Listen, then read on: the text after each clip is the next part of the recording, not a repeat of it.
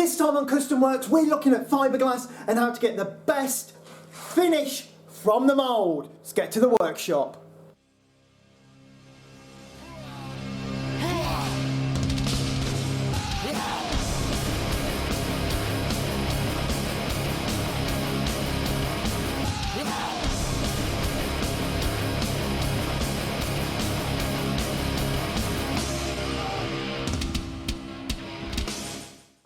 So, a couple of weeks ago, we made this sort of finned bullet on the front of the Meat Wagon. I was going to make the other like that week, but we had a really bad week that week, so we ended up not doing that. So, I'm going to make another one of these. So, let's go around to the other side and see how it's done.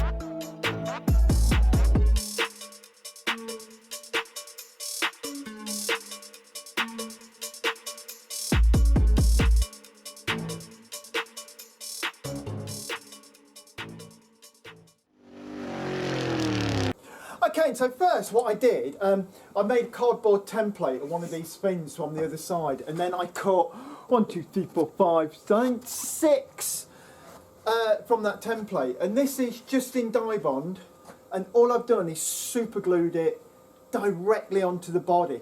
If you remember back, these front bits, I've got a fiberglass mould to make these bullets, and then this back piece here, this is made out of the tub that some cutting discs came in. I get a lot of those tubs because I get through a hell of a lot of cutting discs. And now all I've done here, I've super glued them on. When I say super glue, obviously I mean like mitre fix, so spot of that on, bit of spray and it goes off. And that will hold them all on there. Now, the problem with this is that if you drove down the road, this is all just going to fall off because you just can't, as I often say, can't make a car just out of dye bond and super glue, so we need to add something more into here to make it a little bit stronger. Okay then, so what we're going to mix up here, what the glue's going to be made of, we're going to use some polyester resin, just normal fiberglass resin, some hardener, and I'm going to put in some of this colloidal silica filler. So this is like the microball thing. You can mix various powders in with polyester resin and you get basically more than fiberglass. I bought a few samples of this stuff after someone out there whose name I forget left a comment saying you need to use microball powder mixed with your resin and it stops filler cracking and stuff. It's, you know, it's like a wonder material. And to be pretty honest, I'm sort of experimenting. What I usually do with the fin defect is I'll do it on the bench, I super glue the fins on, and then I just pour polyester resin around it. And as it sits, it dries, and because it sits and it's usually about 3 or 4 mil thick, just in its usual normal state, it holds the fins up perfectly.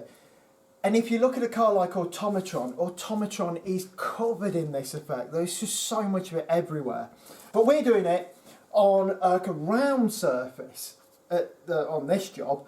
So I need some more viscosity to this, because what will happen is I'll put it on and it'll just all run down as it dries.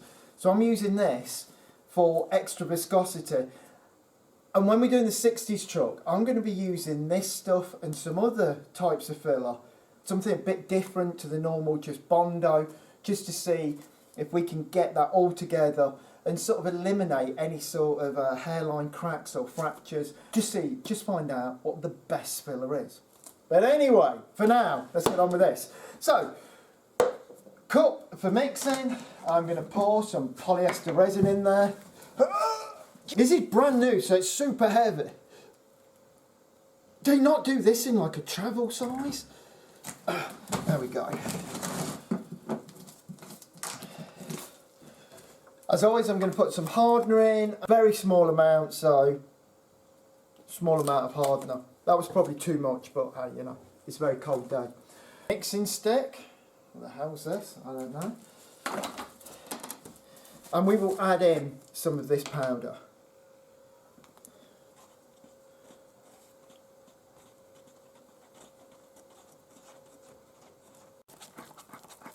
And it mixes in pretty quick.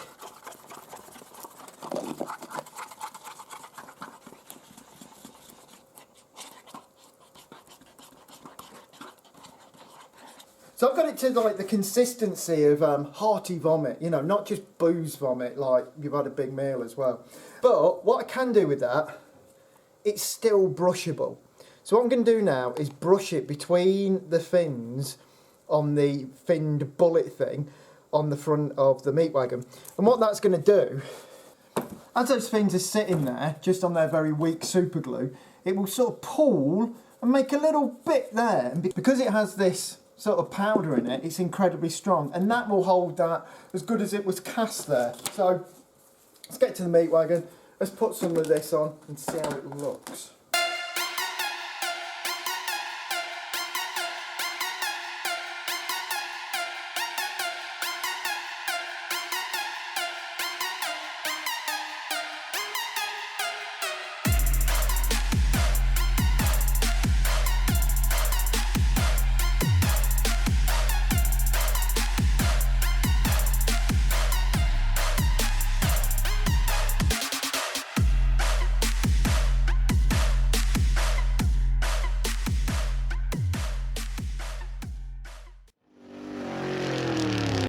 This part of the car is obviously, like, I'm trying to fake that this has all been beaten out of aluminium. No one's going to beat this out of aluminium. This would be a cast component. So I put this panel gap in, and I want this bit to look cast and the rest to look shiny. The way to make this look like it's cast, I have this Flexstone stuff. Now, if you're ever doing like finned cast aluminium look, it would be a sand cast piece, and you know, to that end it would have some texture to it. When this is finished, all these cracks will be black and all these edges will be shiny aluminium. That literally looks like it's been sand cast. But all this bit, I also want this to look sand cast. So what I'm using, I'm going to use a stone fleck and go over it, and it gives you this textured finish that is meant to make a plastic plant pot look like a stone plant pot. So paint this on. Now if you're going to do this, you've got to do this a fair few days before you paint, because this stuff takes hours to dry. And we get it on there, and then liberally I'm going to apply it in here. And all the bits there where I've brushed on that reinforced fiberglass and stuff all become smooth and look sandcast, just like that. And that is how you get the sandcast effect. What will happen here now, once this is dried, I will prime over it just so I get a good adhesion with the black 2K that would be the next thing to go over this. And I might just give it a flat, certainly around here I'll flat this down where I've got this bit of overspray, but this hasn't actually been flatted yet. So, and I'll also flat the very edges of this so it will look more like polished aluminium. So now all we've got to do is leave that to dry. Okay, so that sort of fiberglass compound goo, that's dried off really well. It's super strong now, and covered it in the stone fleck paint, and this has got a really great sort of sandcast texture to it. So that is pretty much done, except for maybe a little bit of paint prep, but that is like the finished item. It's going to look amazing. Okay then, so over the past couple of days, we've laid up, I've not done any of this. Kirsty has laid up 4 layers of Kustom mat over the whole of this mould to the back of the taxi. In this rear panel as well, we bonded a piece of dye bond in there, just to give that a bit more rigidity. Obviously, because it's on the 60s truck, as you're going to see in a moment, we're going to cut a lot of this away. But just because I'm going to cut it away, doesn't mean I don't want it any less rigid. In fact, the bits I'm going to cut, I want even more rigid, so that the thing sort of holds its shape. But for now, I've got to see, is it even going to come out of the mould? So, these moulds have been used a few times now, and they're getting a little bit old. But I'm going in there, and let's hope we get it out.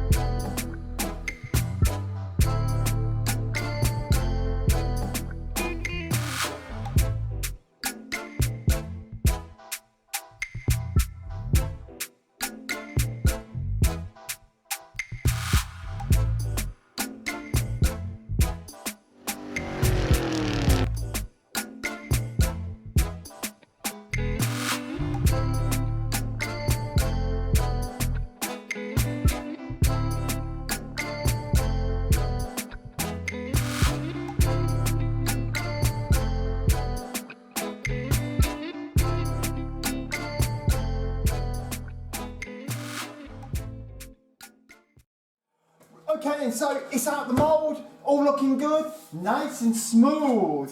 So what we're going to do now, we're going to try this on the back of the truck.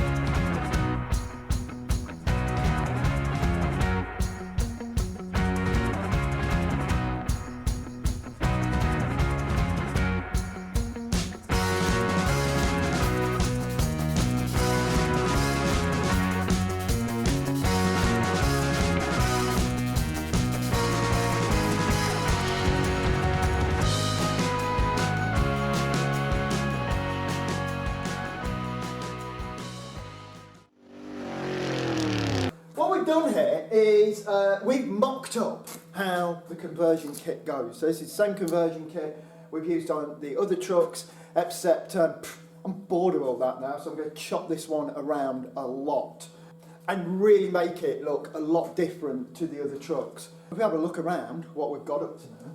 When the truck's sitting about where it will be, this one, the mould stops here because I'm going to smooth out the bonnet. It's not going to have the sort of characteristic moulding down the middle.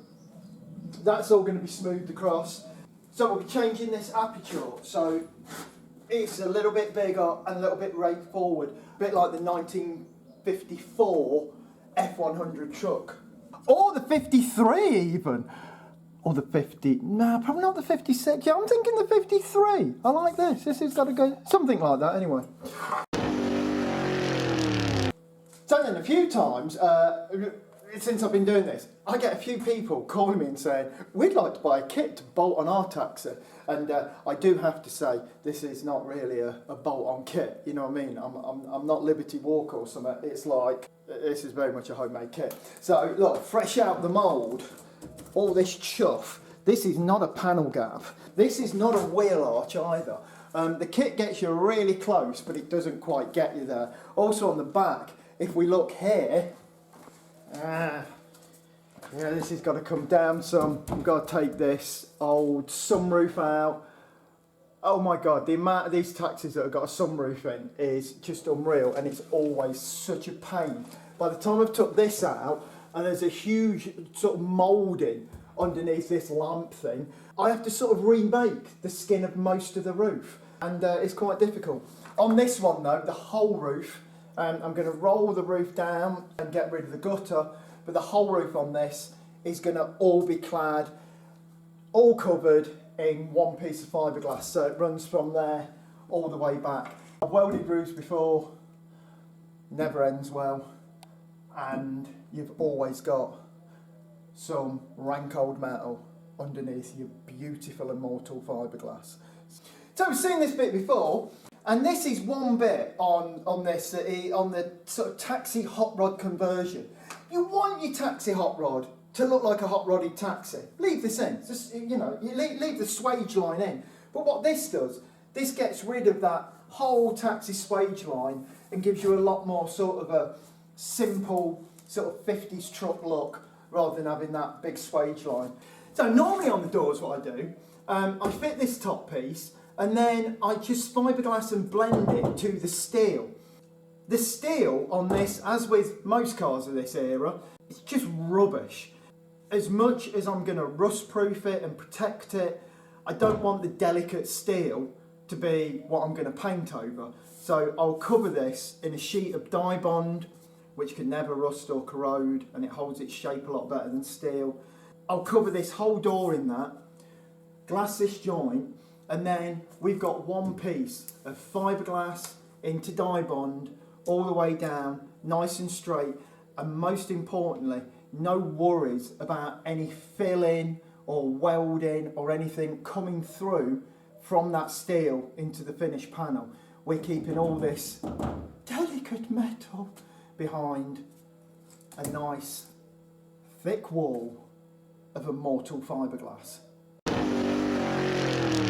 Right, and so this week we've been doing a lot of fiberglassing, glassing up in mould, and we're going to run through that process again because I think we've got it down to a T. Everything seems to come out now, everything looks great, so we're just going to run through that once more.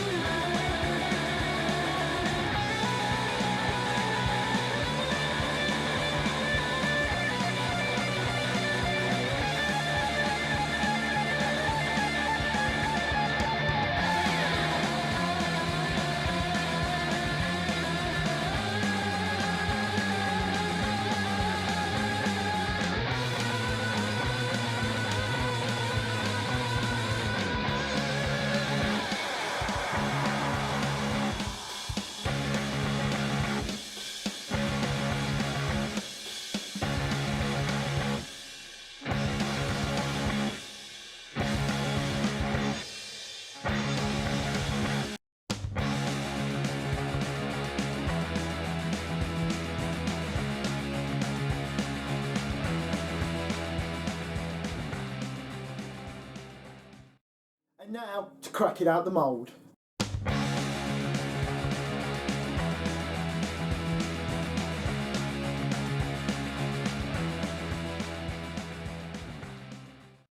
And there we go, lovely smooth visor. That I know, because as you've seen, I've done it before. Will fit straight on and just be great. So super chuffed with that. Good job, good job. This is one of the rear fenders. We've really got it down now so that even on the inside it's nice and smooth by using a roller. I don't know, just been a bit more ordered with putting the glass on and taking a bit more time. Even on the backside this stuff looks good. And they all seem to pop out of the mould pretty much spot on. If you watch back in the earlier episodes, of course, we made the mould for these by making this shape first in plaster and polystyrene, filling over that, making it smooth, and then we took all these moulds off. So even though it seems like they just spring from nowhere now, a lot of work went into getting that mould and getting to this point. Okay then, so that's all for this week. We'll be back next week with more workshop-based madness. Until then, don't forget to click and subscribe and do all of that. And also, buy a t-shirt. No one wants to see a man with no top on in the winter. Hideous. So, down below is all the details you need to go to our Etsy store and buy those t-shirts. Oh yes. I thank you very, very much.